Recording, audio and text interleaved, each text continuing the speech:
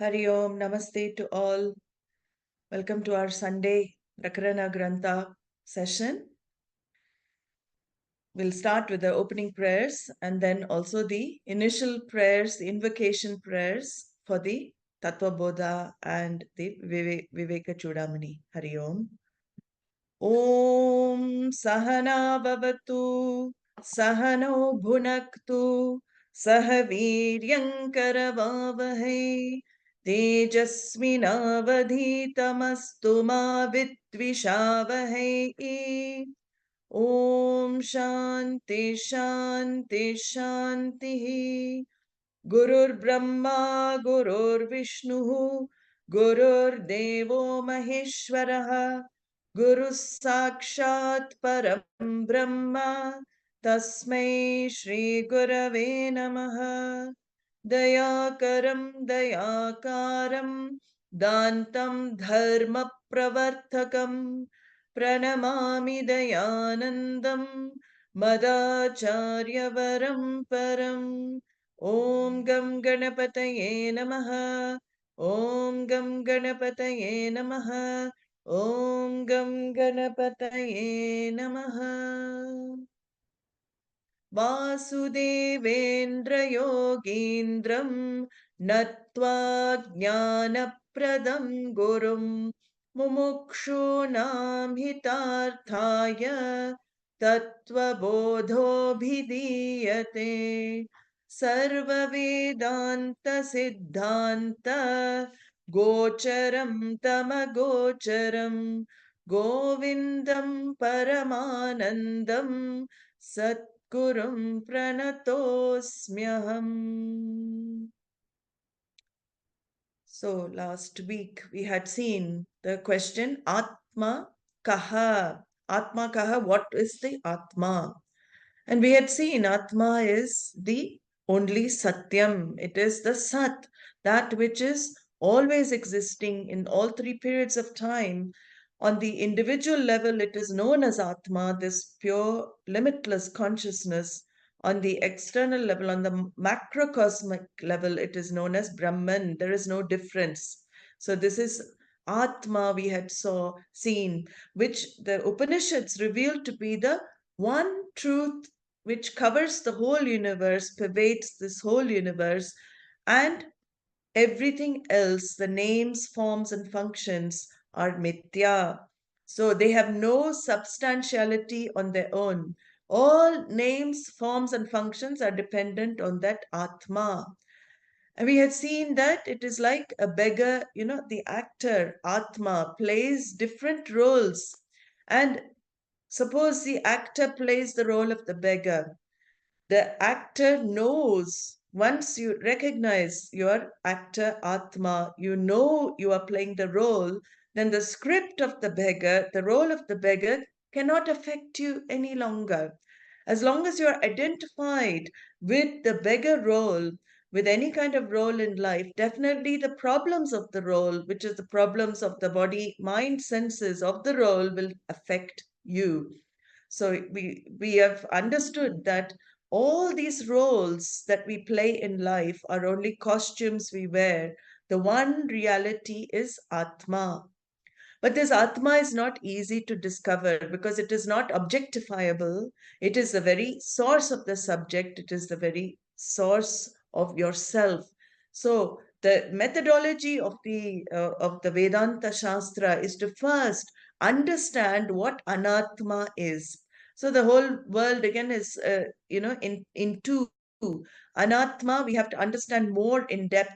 Anatma is what Atma is not, in order to dismiss what Atma is not, to discover what Atma is.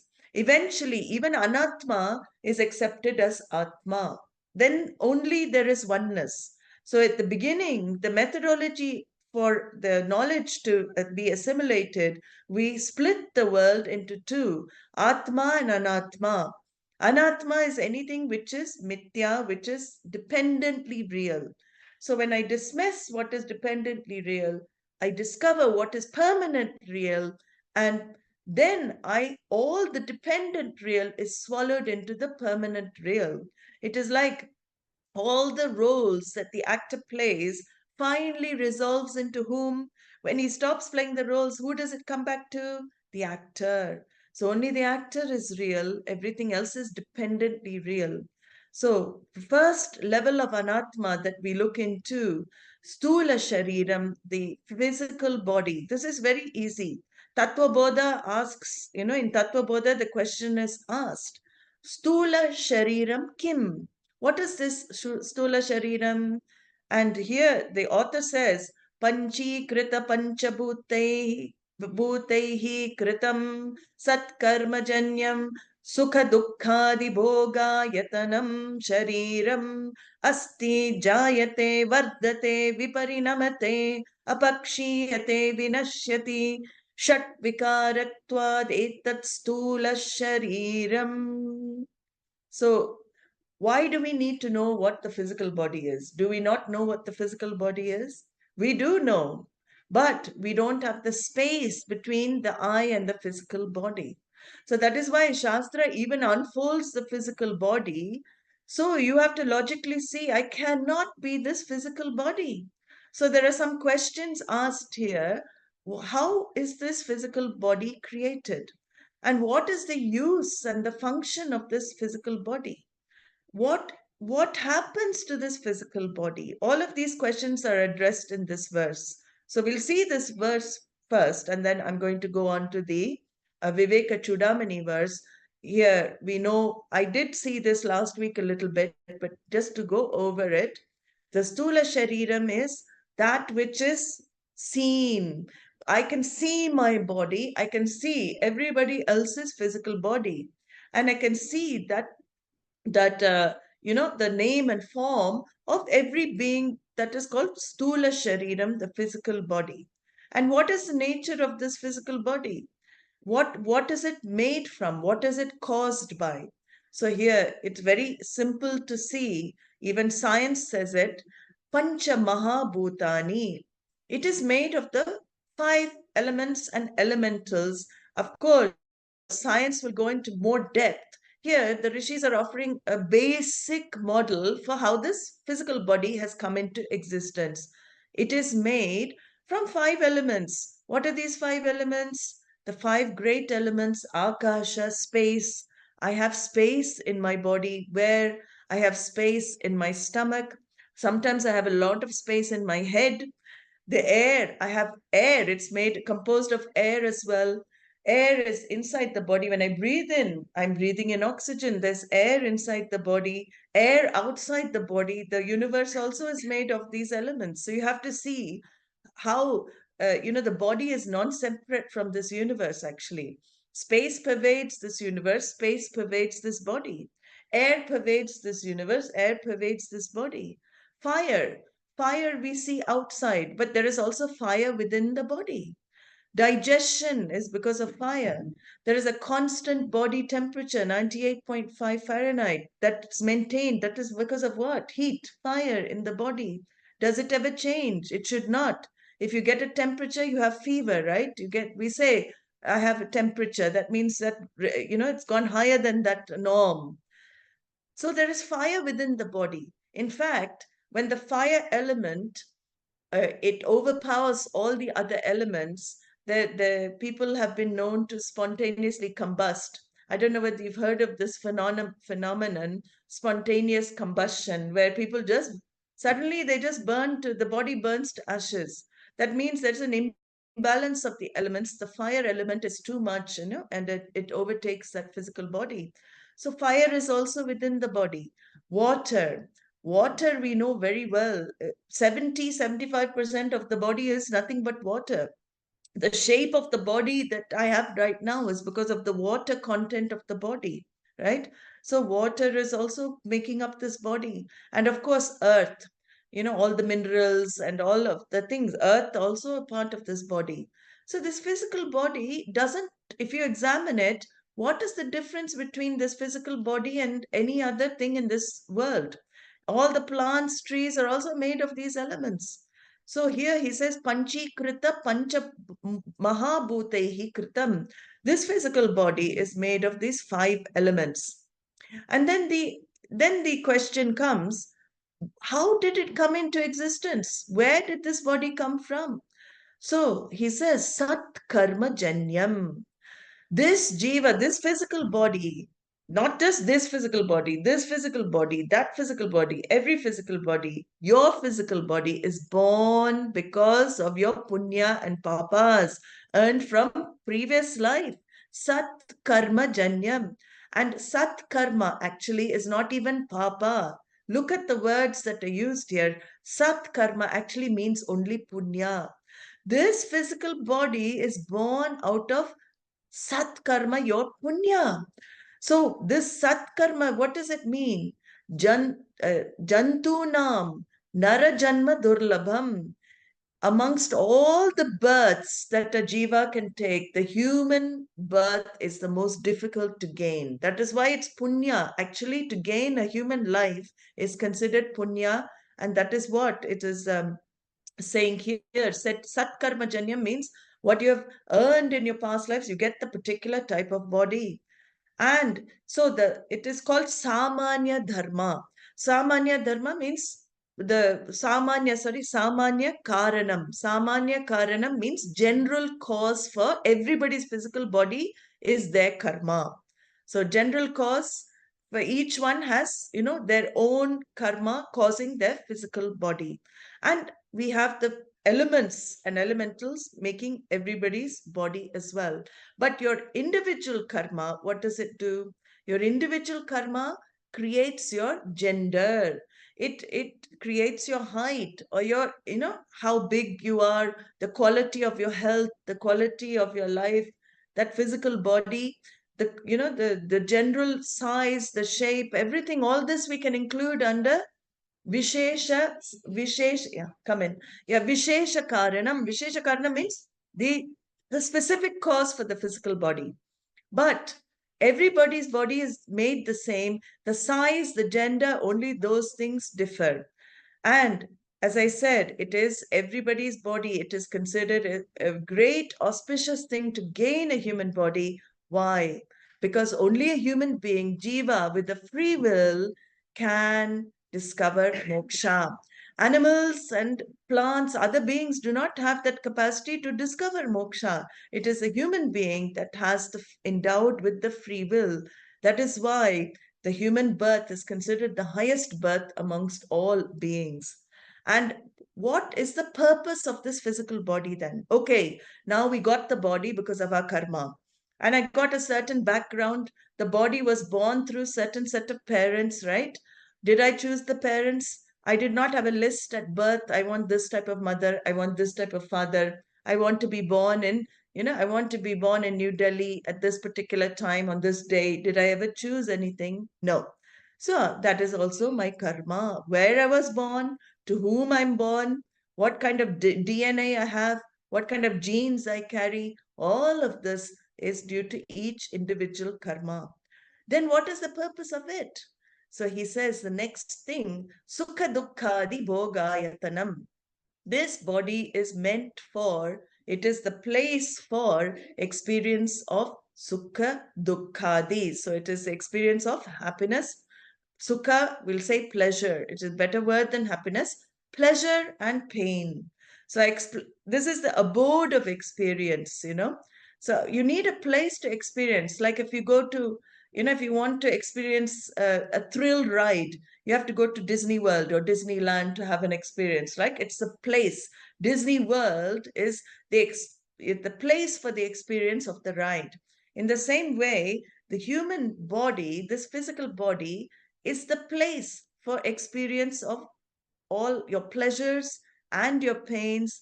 And what determines how much pleasure you have, how much pain you have? Again, your karma phalam.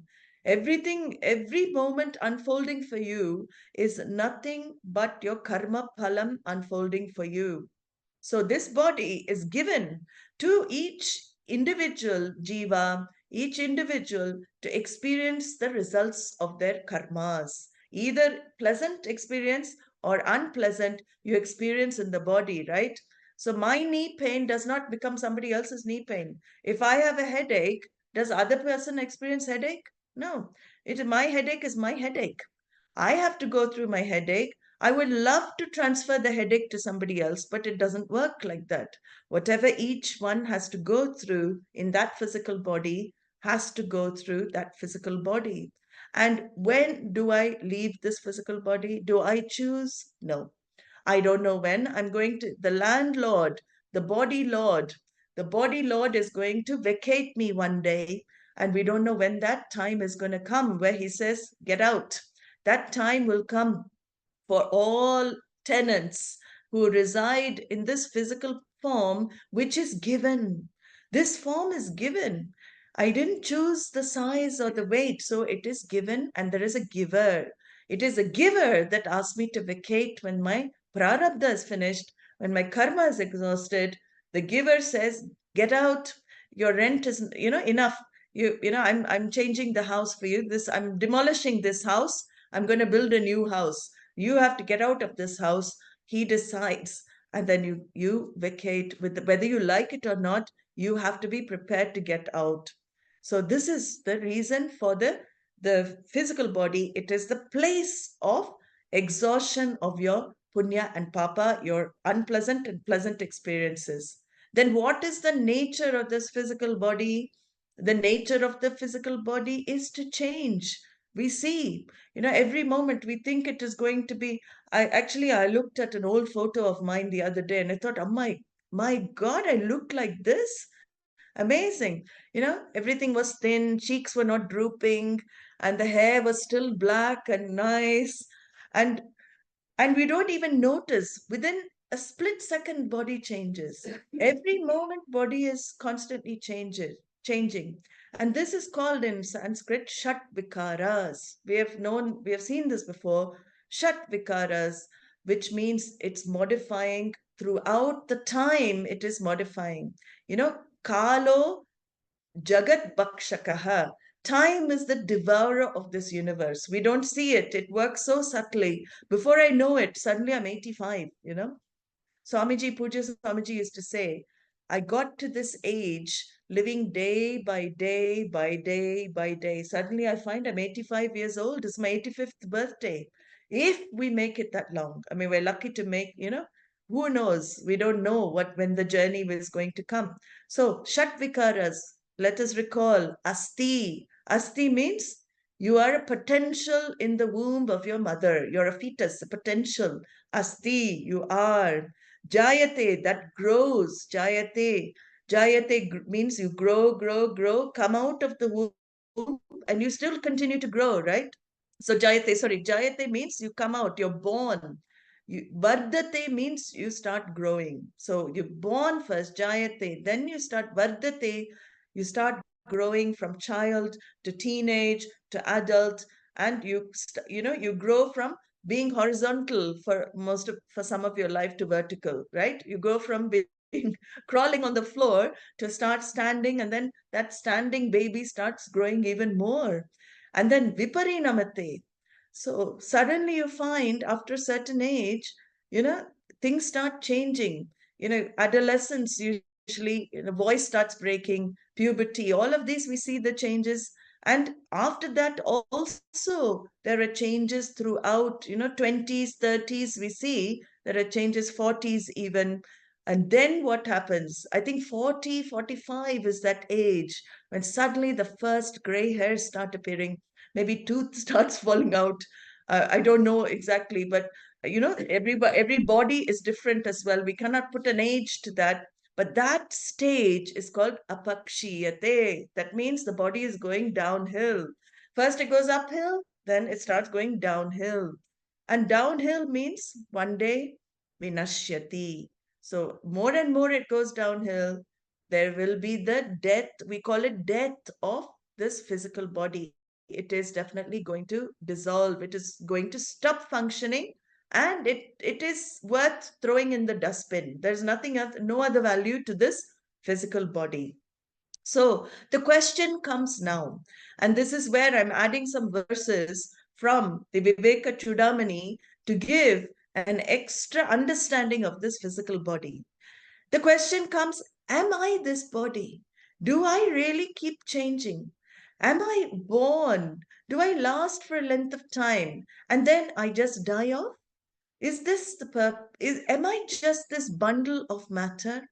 So in Vivekachudamani, he explains, Adi Shankaracharya talks, quite a few verses. I've only picked a few, but he's, about 20 verses. He talks about the physical body and the qualities of the physical body.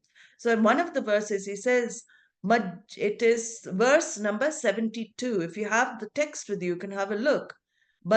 Majjasti medah palarakta charma त्वगावैर् धातुभिरेभिरन्वितम् पादोरुवक्षो भुजपृष्ठमस्तकैः अङ्गैरुपाङ्गैरुपयुक्तमेतत्. So the body, he says, it is a physical machine. It is a machine that is intelligently put together, and it is subject to death and destruction and disease. But are you that body? Are you subject to death, destruction, and disease? Bundle of flesh and matter. From the morning, early morning, how much time we spend on this, right? Like, sauna, spa, getting this manicure, pedicure, all of this. Some people spend whole life, even plastic surgery. I don't like my nose. I want it this way. I don't like my other body parts. I want to, all sorts of things we do to the physical body. We are so attached to the body. So what does Adi Shankaracharya say? He's saying, look at what the physical body is. He's saying a bit deeper. After this verse, I don't think anybody will have body attachment. So he says, Majja, 7 sapta dhatus. He's talking about, in Ayurveda, there is something called sapta dhatus, the 7 dhatus. And it also comes up in the, Nirvana Shatkam, very, very famous chant, stotram by Adi Shankaracharya. He says, Nava sapta dhatur nava panchakoshaha navak panipadam nacho pastapayuhu chidananda rupaha shivoham shivoham. He said, I am not the 7 dhatus, essential ingredients, nor am I the 5 panchakoshas, the sheets of sheets. I am not any of the body parts. I am not the mouth, the hands, the feet, etc. I am pure consciousness. Shivoham, I am Lord Shiva. I am that Shiva. I am in the form of auspiciousness. So here, Adi Shankaracharya is saying, are you the Sapta Dhatus? He's asking, what is the Sapta Dhatus? Majja. Majja means bone marrow, marrow. So this body consists of marrow, bone marrow. Asti means bone. Medaha is the third dhatu, which means fat. That everybody understands. Medaha, fat. And thalam means muscle or flesh. Phalaha, flesh or muscle. Raktam, raktam means blood. And charma here is outer skin. Twak is inner skin. So we have, outer skin, you can call it, dermis and epidermis, I mean, this is just the Ayurvedic model, Sapta Dhatus. He's saying this body is composed of these 7 dhatus: marrow, bones, fat, flesh, blood, dermis, epidermis. And this bundle of matter has parts. What are the parts? Legs, thighs, chest, arms, back, and head. So this bundle of walking, talking matter has this. Now, are you that? Can you say you are the flesh? Are you the muscle? Are you the blood? It sounds very funny, right? When you look at the body like this, you get really put off the physical body. Pada means feet. Uru means thighs. Vakshaha means chest. Bhujam means shoulders. Prishtam back. Mastakam head. Anga, various limbs. So all these limbs, these parts themselves have more parts, right? The arms have fingers, the hands have fingers, the feet have toes. Every body part you can even break down to even more body parts. Where do you end up? Then you end up with molecules, particles. Actually, I saw a very interesting documentary on what is happening inside the body. It is about all the parasites that live under the skin. There is a whole world under this body. You should watch these documentaries to see what is happening under your body. You think you are owner of this body. No. There are parasites having battles. They're having wars there. White blood cells eating this one, that one. There's so much activity going on here. There's even a hierarchy of parasites in your physical body. You know that? So the power, it's a very, very interesting. This physical body it has its own laws. It's going through its own processes as well. And when you break it down more and more, particles and then atoms, where do you end up?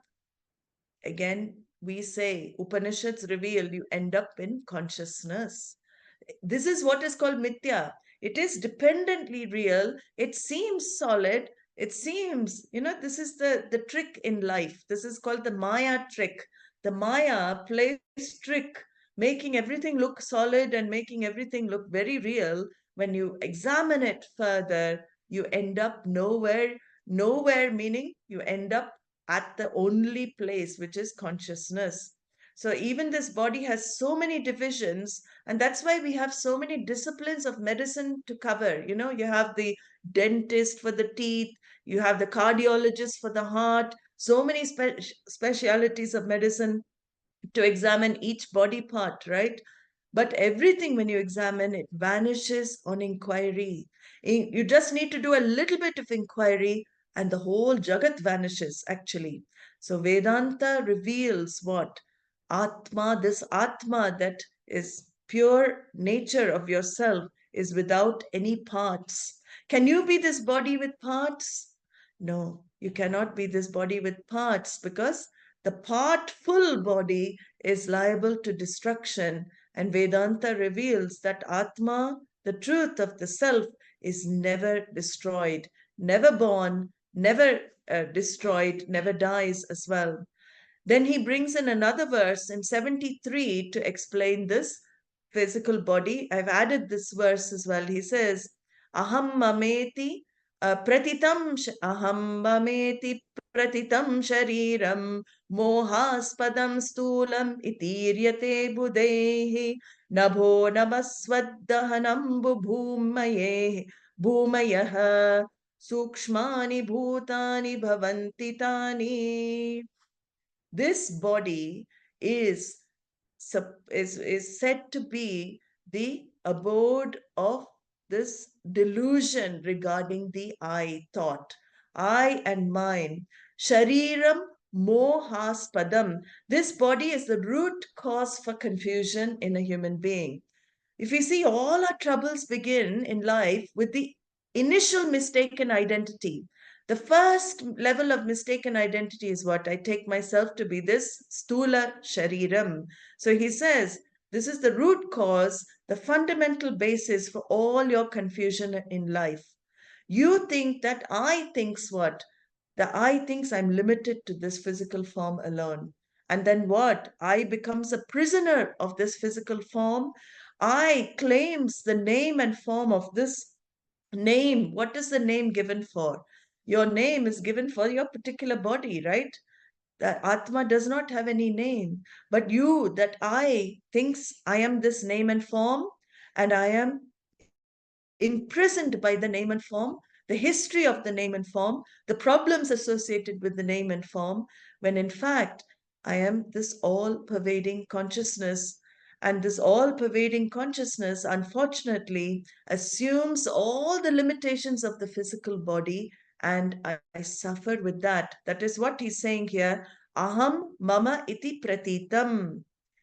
I mistake myself for two things, I and mine. When this I and mine, the I notion and my notion, this ahankara, mamakara means there is confusion, there is a ignorance in the mind. When I say, I am not well, when I say I am not well, what am I really saying? If there's a pain in the body, I have some stomach problem, I say, I'm not well. What is not well? This is where we have to make that separation between I and this physical body. The body is not well. I am untouched by the sickness of the body. This body is not well. I am not touched by the sicknesses of the body. If we understand this truth, and we can even practice on on us, practice uh, in our day-to-day life, then our lives will become much more pain-free. We will reduce our dependency on the external world, and I will reduce this identification with the pain and all the suffering of the physical body. So, sthulam itiryate. This physical body is called gross because it is made of matter. And who says this? Buddhaihi. The wise people say this.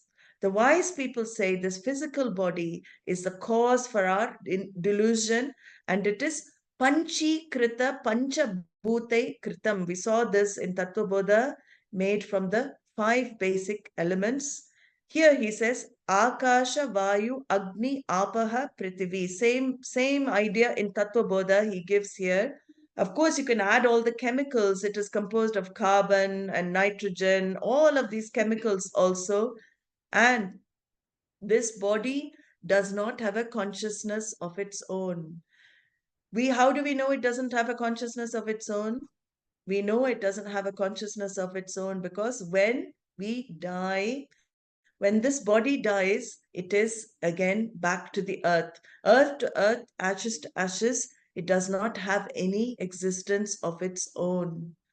In the next verse, in the 74th verse, he goes on a little further about the gross body. And again, interestingly, he says, Parasparam Shair Militani Bhutva Stulani cha sthūlaśarīra Matrastadiya Vishaya Bhavanti Shabdadayaf Panchasukhaya-bhoktuhu. So this body, now he's bringing up this body, the experience through the senses gives me pleasure, gives me pain. Like we have seen, Pancha Shabdadayaha. Pancha Shabdadayaha means it has the 5-fold properties of sound, form, taste, smell, touch. Look how intelligent it is designed, right? We have the ears here to pick up objects of sound. So anything sound comes in through the ears. Then we have, it's gone in here. Then we have the eyes to bring in form and color. We have the tongue to bring in touch. So this body is bringing in through the senses. This body brings in external world, the external world objects. Then he says, Sharira-poshanarthi sanya atmanam dridrikshati graham darudhya dritva nadi tattum sagacchati. verse 84, I'm going to. This body that we're experiencing, all the sense pleasures through, all the sense objects through, he says, if you devote yourself to nourishing this body all your life, to again, you want to realize the self, but you are equally devoted to nourishing the body, spending time on the body. He says it is like crossing a river by catching hold of a crocodile, thinking it is a log. So Adi Shankaracharya says, with all of this, you are going through life, you want to discover Atma. At the same time, you're spending time on this physical body, so obsessed with the physical form, or it is like this, like some people spend a lot. You see, we have to take care of the physical body because we know it is the place where we discover Atma. It is important. But when we are obsessed with this physical body, we have seen now it is only the Sapta Dhatus, it is only an intelligently put together machine which brings in data from the external world so I can exhaust my karmas. So the body is only for this particular means. This is for this particular thing. So if I spend my whole life taking care of this bundle of matter, and at the same time I'm looking for moksha, I want to discover Atma, Adi Shankaracharya says, you are grabbing onto a crocodile. You are drowning in that sea of samsara, and you think that crocodile is a log, and you grab onto that crocodile, mistaking it for a log. What does it mean? It means you are looking for security where there is no security. That is why we're so afraid of death. Why are we so afraid of death? Because we think this body is going to last forever. Even though we see other people going, nobody can say, I have not seen other people leaving. So many people have come into our lives. So many people have suddenly disappeared from our lives. Where have they gone? I may have attended some cremation, some funeral in my life. I don't think anybody has not seen death, firsthand. It's very rare if you've never seen death firsthand. I see people going. At the same time, do I ever feel I'm going to go? Do I ever think about my own mortality? If I do, and if I do think about my mortality, what is the first feeling I have? Fear. I don't want to die. Who wants to die? If I ask you now, put your hands up, who wants to die? Nobody will put the hand up because death is not your nature. We don't want to die because death is not our nature. We want to live always. We want to live forever, and we want to live happily forever. So here, this is where, he says here, we're grabbing onto the security of this physical body, but it is fleeting. It is going to come and go, and it will definitely leave in the end. You think it will give you security. Things of the world also you hold on to, which, this body feels comfortable with this. This body needs this. You hold on to things of the world because you feel it's comfortable. Again, they are also insecure. Adi Shankaracharya says, it's like holding on to a crocodile. So you think you're secure, but what will the crocodile eventually do? It'll come and eat you up eventually. So everybody's going to get eaten if you hold on to crocodile. So body obsession and self-realization never go together. So this will definitely not help you in your life if you have this kind of crocodile support. Don't go for crocodile support system. You go for the ultimate support system, which is Atma. Self-support system is the only real support system. So give up this. He tells us in this Vivekachudamani, all of this body has been examined to what? Give up the identification with this physical form. You are much more than this. Look at the physical form again and again and see how you cannot be this. It is an object of your knowledge. You objectify everything about the physical body. It cannot be you. So don't long for this physical body. Don't yearn for this physical body, but take care of it because it is a given thing. You are a managing trustee over the physical body, Bhagavan has given it to you for the journey of life. You can journey through life taking care of the physical body and use the physical body as a means to discover your true nature, the truth of yourself. So with this, the physical body analysis he has done, we move on to the second body that the Shastra discusses in Tattvabodha, which is most interesting body. Liberation is for which body? Moksha is for which body? It is not for the physical body, because physical body is going to be thrown in the dustbin. Moksha is for the sukshma sharira. Moksha is for the subtle body. That's why the subtle body, which pervades this physical body, is the most important body in Vedanta Shastra. Vedanta attaches more importance to taking care of the subtle body rather than the physical body. So what does Tattvabodha say? First, the question comes, sukshma-sarīraṁ kim apañcīkṛtapañcamahābhūtaiḥ kṛtaṁ satkarmajanyaṁ sukhaduḥkhādibhogāyatanaṁ pañcajñānendriyāni pañcakarmendriyāni pañcaprānādayah manaschaikam buddhischeka evam saptadasha kalabhihi sahayatishtati sūkṣmaśarīraṁ. So now there's a all the components of this subtle body the Tattvabodha talks about. And then we will see some verses again from Vivekachudamani, which add an extra understanding to this. So what is this subtle body?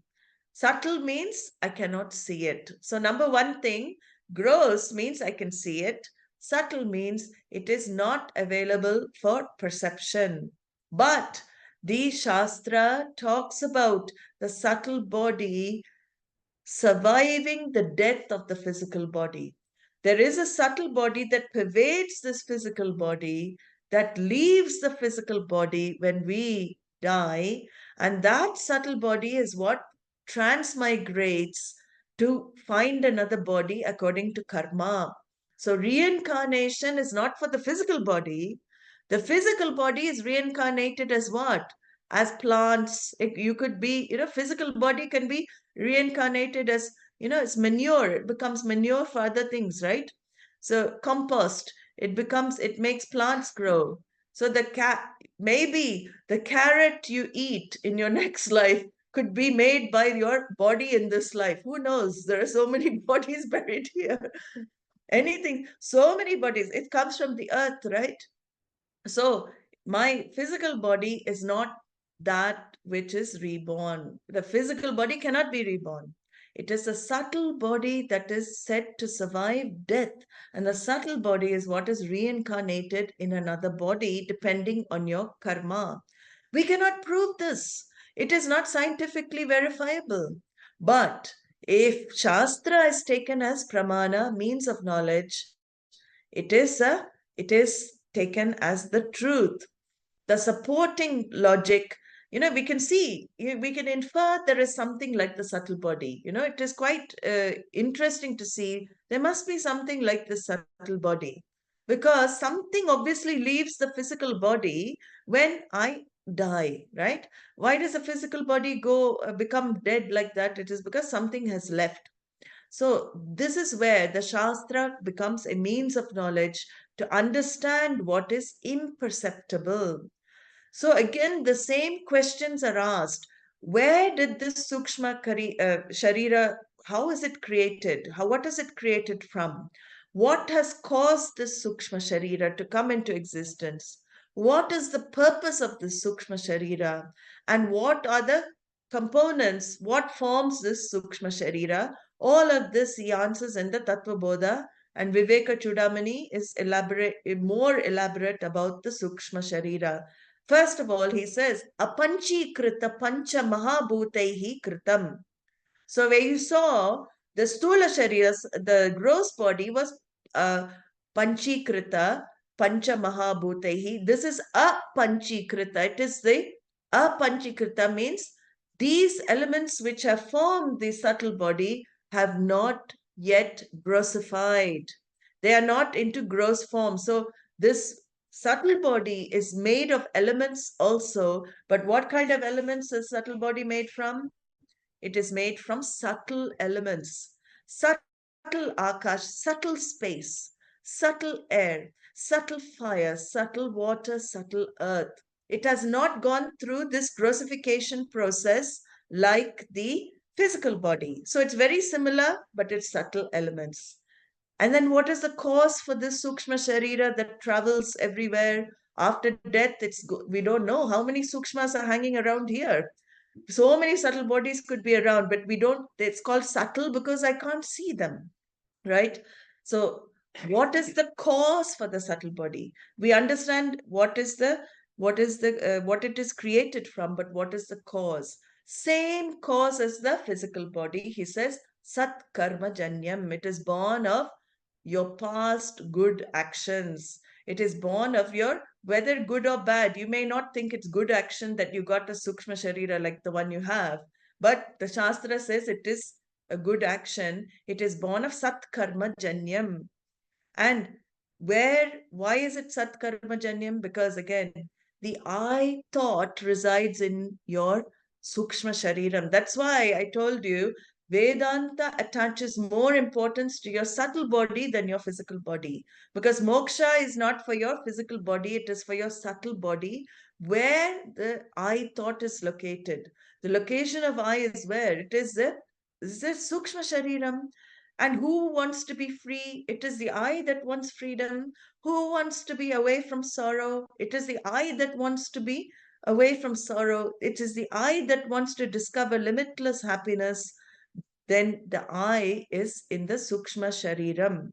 So the sukshma shariram pervades every physical body a little bit more than the physical body. That's why we can read auras, the Shastra accounts for that. Some people can look at a physical body and they can see some kind of light or some different things surrounding that person in the physical body, because it doesn't pervade exactly the size of the physical body. It can pervade a little outward as well.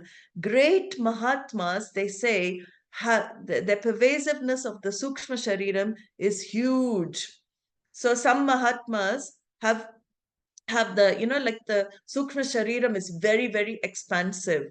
So this is, again, the spiritual evolution of Sukshma means they expand more and more, and more oneness is experienced in that expansion as well.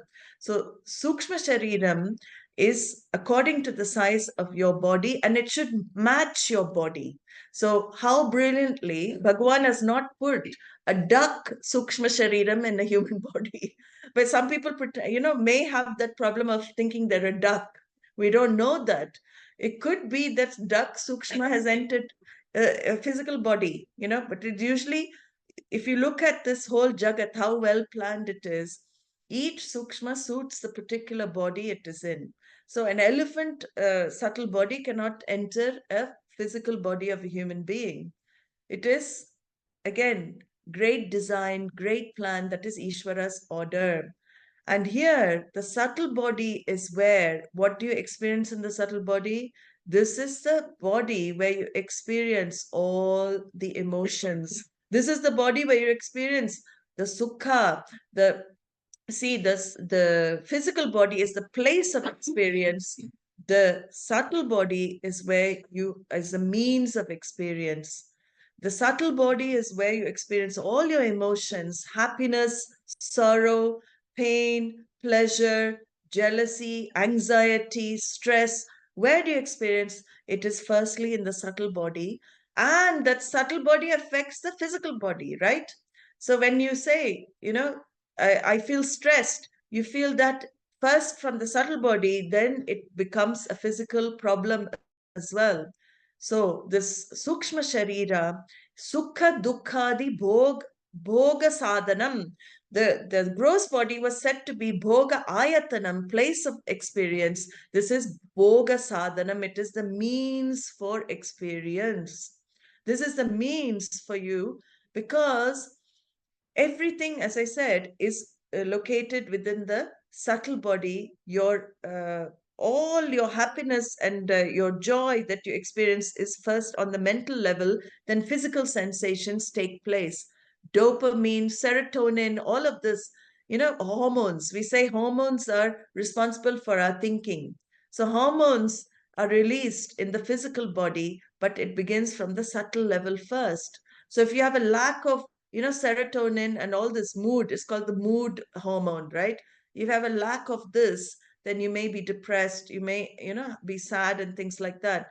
That is why in, cold countries in UK, you'll find the darker the days, all of these kind of emotions can come because the hormonal release also is not there. So both the subtle body and the physical body impact each other. They're very, very closely tied up there. So physical body is, we've seen, inert by itself. It is a subtle body that adds life to the physical body. It is, how do we see this? Even in, when we're lying on the doctor's table and we're giving anesthetic, is anesthesia actually given for the physical body? We may have some doctors here. Anesthesia actually works by blocking the signals in the nervous system to the brain, right? That is how anesthetics work. Messages travel from the body through the nerves, spinal cord to the brain. But what stops the pain being experienced? The subtle body is, again, impacting the physical body. Pain is not experienced because the subtle body is not active at that time, that part. So this is very, again, there's a lot of science that can be brought in here. I don't want to bring in too much science, but our Rishi's science, this whole Tattvabodha is Rishi science, actually. So I've examined all of this. So this mind is where I experience the pleasure. Mind is where I experience pain. And sometimes when I have a lot of pain in the mind, I may even turn to alternate sources of reducing the pain, like alcohol, like dulling the pain, like drugs, anything like that, because the sukshma-sarīraṁ, that pain I experience there, I'm not able to cope with it. So here, what are the components? Now he talks about the components. In this model of Tattvabodha, he talks about the 5 sense powers, jnanendriyani, having their location in the subtle body. So we think the location of sense organs is physical. Yes, the location of the sense power is physical location on the physical body. Eyes are the location for the power of sight. Ears are the location for the power of hearing. The tongue is the location for the power of taste, and so on. But where is the power coming from? Where is the power? You see, when I go deaf, does the ear drop off? If I go blind, does my eye fall out? No. So the locations don't change. Even if my eyes are not able to see, my eyes don't fall out, my ears don't drop off. But what is missing there? The power in the subtle body is lacking. The power behind the ears is not there, so we call it deafness. The power of sight is gone in the subtle body, so we call it blindness.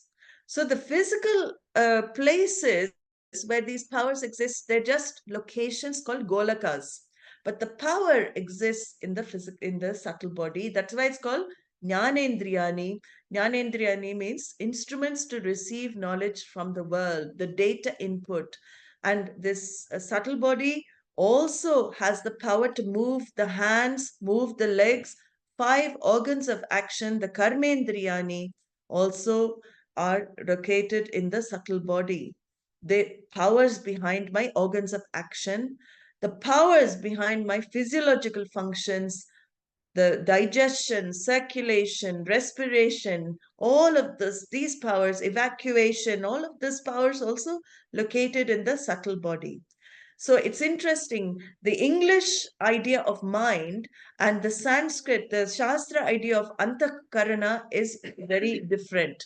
Antahkarana is, more components than the English idea, Western idea of mind. This antahkarana includes the mind also, because part of the subtle body is one mind, manaha aspect. We will go into this in depth in further classes. I'm just giving you the components. Manaha aspect, one mind, intellect, one buddhi, is also in this subtle body. The power of manaha, the thinking, and the buddhi, the faculty of thought, is there in the subtle body. So how many components altogether in Tattvabodha? 17 components are there for this subtle body that pervades this physical body. Now the subtle body is complete. And who is using this subtle body? Again, we will see it is no one but Atma. Atma is the one that lights up the subtle body. The subtle body is also matter because it is made from subtle elements. It is also matter. It has no existence by itself. We will go into the Vivekachudamani verses, talking a bit more about the subtle body. Very interesting also to see in more depth. So with that, I think we've reached our time. Any questions? I had a few questions, but somebody asked about Vijnanamaya Kosha, and we have not got to Vijnanamaya Kosha yet. So when that kosha comes, we will understand it further. And some other questions which are not related to this class, I will see whether to answer in the next class. But if there are any more questions, you can ask in the next week. I will answer. Hari Om. We will meet next Sunday to resume our subtle body experience. Hari Om. Om Sarve Bhavantu Sukhinaha, Sarve Santu Niramayaha, Sarve Bhadrani Pashyantu, Ma Kaschit Dukkha Bhag Bhavet, Asato Ma Satgamaya, Tamaso Ma Jyotirgamaya, Mrityorma Amritam Gamaya. Om Purnamadah Purnamidam Purnat Purnamudachyate Purnasya Purnamadaya Purnamevavashishyate. Om Shanti Shanti Shanti. Harihi Om Shri Gurubhyo Namaha. Harihi Om. Hari Om Namaste. See you all next week. Hari Om.